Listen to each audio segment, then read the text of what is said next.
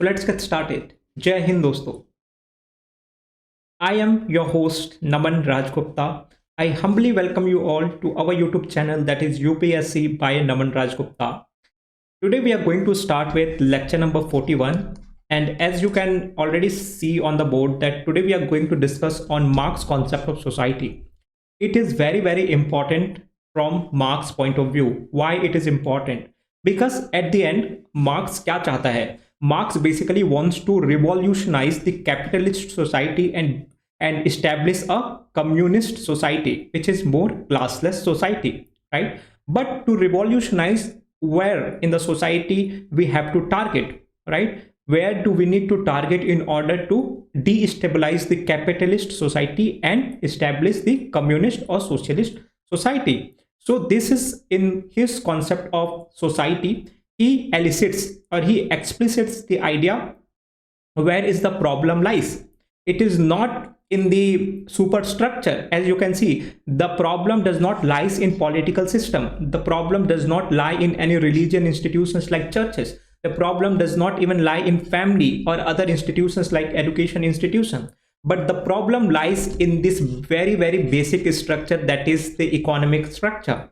And this is where we have to target in order to bring revolution, right? This is why Marx is giving this particular theory or concept of society, so as to make it clear for the workers of the world that where they have to target in order to bring revolution and bring the change in the system which is governing the entire world, right? So without any further ado, let's get started with today's lecture. But you might have one very basic question, sir, what is the relevance of this topic? Is this particular topic is important from our point of exam? Yes, people, this topic is very important, because as you can see, one PYQ in PSIR has already been asked in 2015, right? And the question was, discuss the relationship between base and superstructure in Marxist theory. Here, let me give you a surety that by the end of this very lecture, you will be able to answer this particular question very effectively. And I have also a reward for you. And what will be the reward? I will give very effective answer in dictation form in the end of this particular lecture. So watch this particular lecture till very end, because you have something to get, something to learn in the very end, that is how to attempt any answer very qualitatively. All right, so let's get started. So before starting his concept of theory, we have to learn the start or the origin of society, right? According to Marx. So according to Marx, society is the division of labor. Why he is saying that the society is division of labor? Because in normal social concepts, we learn that society is basically is a process of evolution, right? Human beings, being a social animal, cannot exist without society, and hence society or the idea of society is imperative. It is very important. But here Marx is making very clear distinction that no, whatever evolutionary theorists have called, it is nothing but a false consciousness. वो सारी चीज बकवास है. Society कैसे होता है? Society is basically based on the division of labor, right? People form the society for the task of production, right? Production is a necessity for survival. Why production is necessity for survival? Because individuals are not self-sufficient in themselves. Individuals are not self-sufficient in themselves, and hence they need a society. Why? So as to depend on others people for their for our survival as well as their sustenance as well, right? अगर मैं let's say कपड़ा बना रहा हूँ, कोई इंसान किसानी करके राइस उगा रहा है, then I can go and buy that bag of rice in exchange of the cloth, right? That is what the system of barter was in medieval times, in ancient times.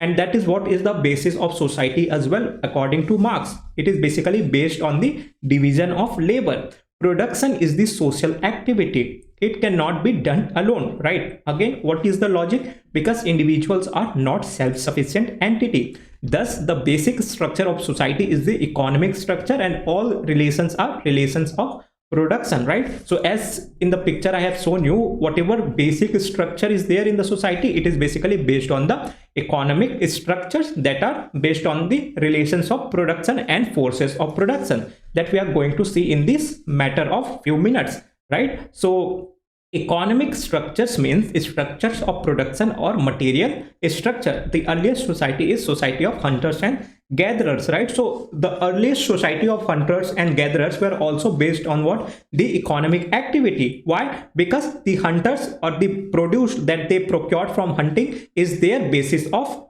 survival. That is why even the earliest society was based on what? Hunters and gatherers. That were the society based on economic or division of labor, right? So even in the Indian context, if you will look at this particular concept, it is based on the Varna ashrama system, right? The society was divided into the four varnas, that were the Brahmanas, Kshatriyas, Vaishyas and Sudras, right? What these four varnas were? They were basically based on the division of labor, that Brahmanas have to do certain things, Kshatriya have to protect the state, Vaishyas have to engage in trade and commerce, and Sudras have to do all the manual labor, right? So this is how the society was created, based on the division of labor. And the very approximate Indian concept is the Varna ashrama system, right? So this is what the origin of society is according to Marx. But here Marx is rendering the idea of base and superstructure model to elicit his concept of society. What is base and superstructure model?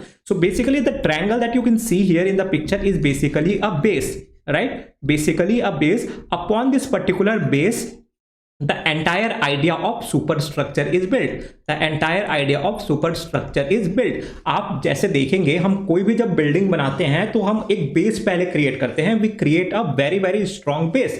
And if that particular base is strong, the superstructure or the story of building that we build upon that base is depend on the agility of that particular base, right? So the similar idea is being given by Marx as well. He is saying that the entire superstructure, that is political system, the religious institutions, the family, and all the other institutions like education institutions and etc., they are basically built upon a base. And what that particular base is? That particular base is basically a economic system of that particular country, right? The economic system of that particular country. Let's say, for example, if the economic system of USA is capitalist, right? Capitalism, the entire superstructure like political system will be basically a liberal driven political system, right? A more democratic form of government. The religions will be something which will be more open, like Christianity, right? Then the family will be more nuclear. Why? Because again, capitalism, people are very individualistic in nature, right? They want to maximize their own wealth. That is why they will incline more towards the nuclear family. Then comes institutions like education institutions and all the other institutions that will also be very open, liberal and etc. This is the example, right? So here what Marx is saying economic structure is the basic structure, and whatever happens in the society, economy is the factor. State, church, family, education institution, media, all are superstructure, right? So superstructure is a reflection of base, right? The superstructure like religion, like media, like family and institutions and etc., they all will be manifestation of a basic structure, that is the economic structure. Superstructure is not independent of base, right? It is grounded in the base. The nature of base will determine the nature of superstructure. Example, if mode of production is feudal, family system will be joint family, right? We all know that as in the feudal system, it was mainly driven by the family. Why? What is the feudal system for you all people? Feudal system was basically a practice in medieval Europe, right? Where the grant of land was given to a particular family for their military service. And hence the more will be the people in the particular family, the more will be the grant, right? That is why they inclined more towards the familial way of living, more joint family way of lifestyle, right? So this is how the family system was the manifestation of the mode of production, that was feudal system. If mode of production is capitalist, there will be nuclear families, as I have already told you, right? Because in nuclear family, people tend to incline more towards individualistic nature of individual. They want to maximize their own wealth, right? So even the ideas or ideologies will be shaped by the economic system. When economic system will be capitalist, right, he is saying that even the ideologies for what? The political system, right? We need to have an ideology in order to run a state, right? So when an economy system will become capitalist, right, capitalist, the ideology of individualism will be promoted. The best and most appropriate example is United States of America, right? It is more capitalist economy, it is more capitalist society, and hence the ideology of more individualism can be seen there. The concept of US first, right, a concept of hegemony can be seen in the US ideology, right? Whenever USS comes in, everyone steps aside. Why? Because they have that hegemony, right? That is what the ideology of individualism is. They can go to any extent in order to safeguard their self-interest,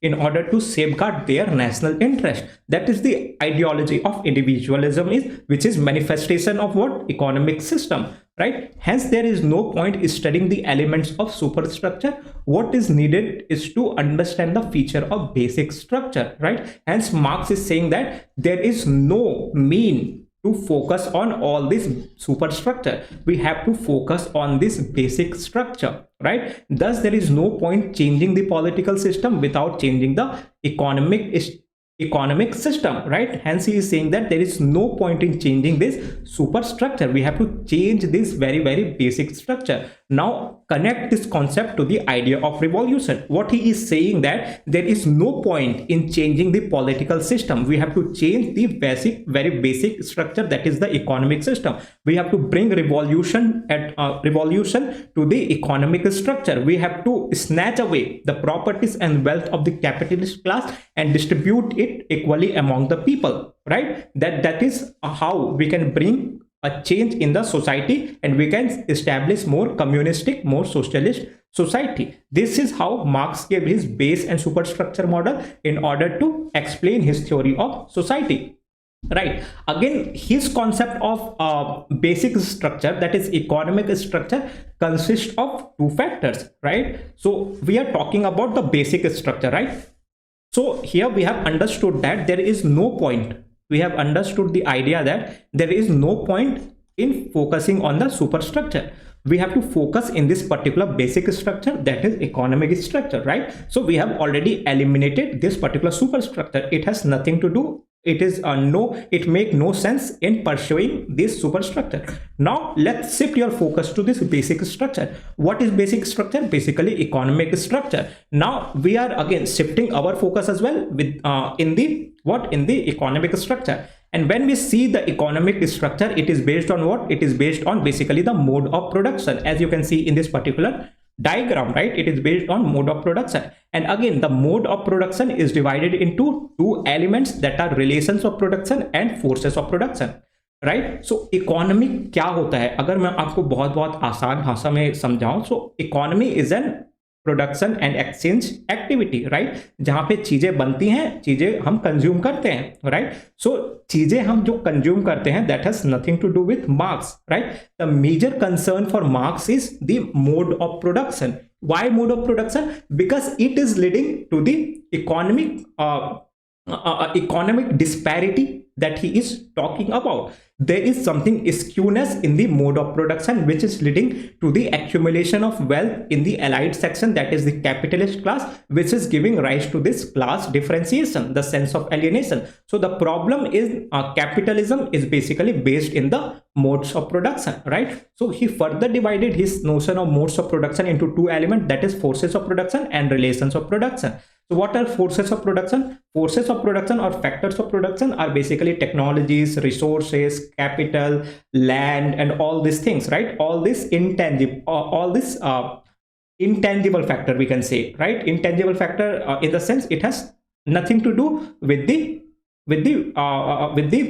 society, right? It has nothing to do with the society. But the major concern here is relation of production. What is relation of the production? So when man enters into system of production, either he enters as an owner of means of production or the non-owners, right? So if I enter into an economic activity, either I will enter as an owner or as a workers, right? Have or have nots. Haves will have the bargaining power over have nots. Why? Because they own the resource. They own the resource and they have the power, right? They have the power. That is why they will have the bargaining power over the have nots. One will be exploiter and other will be exploited. If I have the bargaining power over the have nots, that are the workers, I will have the power to exploit them, right? Why? Because I can set all the terms and conditions to my own advantage, right? Let's say I am the owner, right? I am the sole owner of this cloth production, right? I have a cloth mill and I have a band of 100 workers working under me, and there are no mill owners in my city, right? So if the workers have to work in my mill, I will have what? The bargaining power. I can set my own wage rates, right? I can ask them, if you are willing to take 100 rupees per day, in that case only I will employ them. There are two classes in the society, haves and have nots, right? The owners and the workers. What type of relationship can be there between have and have nots? The very basic questions. What kind of relationship? So relationship will be a relationship of exploiter and exploited, right? The exploiter, who will be the exploiter? The mill owners, they will be the exploiter. Why? Because they have bargaining power. And who will be the exploited? Basically the workers, right? They have nots. Hence it will be a relationship of struggle or class struggle. Hence there will be always a relationship of class struggle, because I will go on exploiting the workers and the workers will go on exploited until and unless they choose to revolutionize and bring change in the system, right? Hence there will always be a conflict of interest. The real identity of a person is identity of his class and not of his religion or nation, right? So hence the entire identity of the individual will be based on the identity of the class, right? Whether do I belong to the owner class or I belong to the working class. I do not have any other identity like religion or nation and etc., right? So what is the message that Marx wants to give here? Workers should understand that their real interest is with the members of their class, right? Their real interest is with the members of the class, right? If I am a worker, I should be more interested in the my colleague, right? Because we both are going through the same problem. We both will have the same emotional turmoil, right? They should not develop the false consciousness that the other person belongs to his or his nation or religion, right? So among the working class, there should be no religion, ethnicity, or national differentiation. Why? Because this particular class is my true identity. Why? Because we all are going through the same issues.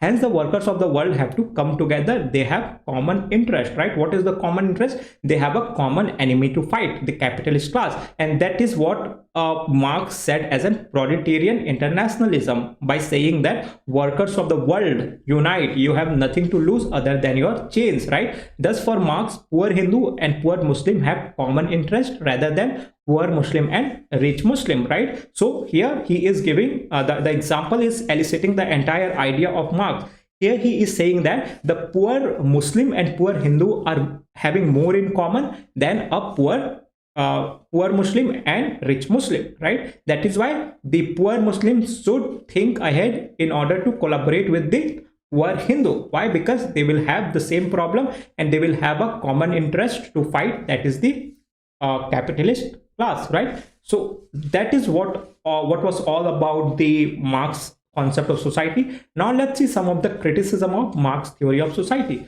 So the first criticism is overemphasis on economic factor, right? How? Critics argue that Marx theory places too much emphasis on economic factors, right? Economic factors neglecting other aspects of society such as culture, religion, individual agency, right? As various social theorists like Max Weber, they have propounded that the society is the concoction. It is a mixture of different elements like religion, like culture, religion, ethnicity, and etc., right? But here Marx is somewhere overemphasizing on the idea of economic mode of production, that the entire society is based on the economic mode of production and the relation therein. That is why critics are criticizing him by saying that there is an overemphasis on the economic factor. What is the second criticism? Prediction didn't materialize, right? This is very, very important criticism. Whatever Marx has manifested, whatever Marx has thought, has not materialized in real form, right? Marx's prediction about inevitable collapse of capitalism and establishment of communism have not realized in the way he anticipated, right? For example, the collapse of Soviet Union and other socialist states raised the question about the viability of Marxist communism as an alternative, right? So there is a concept of war between liberalism and socialism, right? So we can see the collapse of Soviet Union as an epitome of Marx idea, which is being not materializing, right? So this is the second criticism. The third criticism is about class reductionism. What is class reductionism? So critics argue that Marx theory reduces complex social phenomena into a simple class struggle between bourgeoisie and proletariat, right? This oversimplification overlooks other forms of social inequality and fails to account the diversity of experiences within social class, right? So there is not a single or a unidirectional way of looking at the society, because in society different types of problem prevails, like casteism, inequality, unemployment, and etc. This can even lead to some certain formation of class system, right? But in case of Marx, he has seen the entire theory of class in very, very unidirectional manner, based on his idea of economic system, that is modes of production, and the owners will be bourgeoisie and the have-nots will be proletariat, right? So class reductionism is the third criticism. The fourth one is neglect of political freedom. How some critics argue that Marxist societies tend to prioritize economic equality at the expense of political freedom. How? Because he is asking to establish a communist regime, which has sometimes resulted in authoritarianism and repression of political freedom of the individual, which is more important, right? So neglect of political freedom at the cost of economic independence, right? So what is the conclusion? Marx argued that conflict between the ruling class, that is bourgeoisie, and working class, that is proletariat, is inevitable, right? It is inevitable. Why it is inevitable? Due to inherent contradiction within capitalism leading to class struggle, right? He is saying that there is an inherent problem which is there in this particular relation of structure, in relation of society, right? So that is why he said that he believes that the struggle would eventually result in overthrow of capitalism and establishment of classless society, where the means of production are collectively owned, that is communism, right? So this is what a conclusion looks like. So again, let's come back to the question, that is discuss the relationship between base and superstructure in Marxist theory, right? So what are the points that you can write down? So here the first and foremost part will come as Marx is the first to give the idea of this base and superstructure model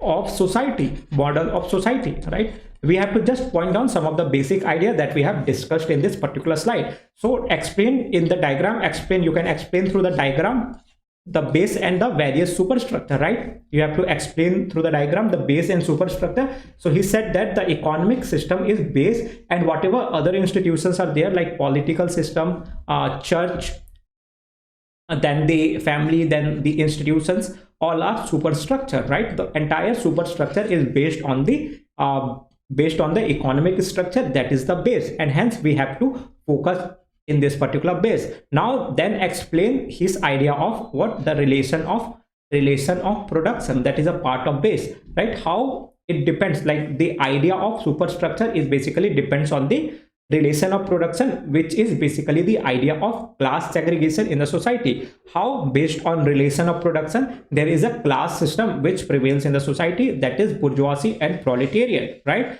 And because of this class struggle, there leads to what? The collapse of capitalism. It will lead to a collapse of capitalism and formation of what? Formation of communism, right? So this is how you deal with this particular question. At the end, you have to point down the criticism, right? The criticism that, as we have discussed, that he gives over emphasis on the economic factors, right? Just jot down some of the points from the slides. right? Prediction did not materialize. The best example is collapse of Soviet Union. Then the idea of class reductionism, right? Then the neglect of political freedom. So this is how you can, and at the end you can jot down this particular conclusion that despite his idea did not materialize into what Marx had thought, but still his ideas became a driving beacon when it comes to some of the socialist countries of the world, right? Because conclusion should be a more positive notion towards someone's ideas, like the stature of Marx.